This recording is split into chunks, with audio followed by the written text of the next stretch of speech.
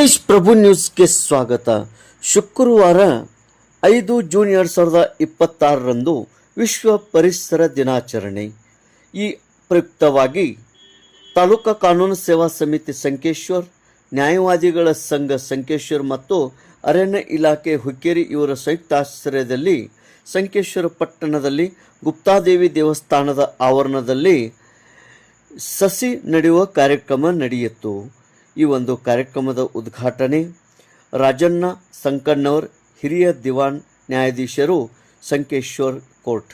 ಕಾರ್ಯಕ್ರಮದ ಅಧ್ಯಕ್ಷತೆ ರಾಕೇಶ್ ಮುರಾರಿ, ಉಪ ವಲಯ ಅರಣ್ಯಾಧಿಕಾರಿಗಳು ಹುಕ್ಕೇರಿ. ಈ ಒಂದು ವಿಶ್ವ ಪರಿಸರ ದಿನಾಚರಣೆಗೆ ಮುಖ್ಯ ಅತಿಥಿಗಳಾಗಿ ಆಗಮಿಸಿದಂಥ ಶ್ರೀ ನೇಮಚಂದ್ರ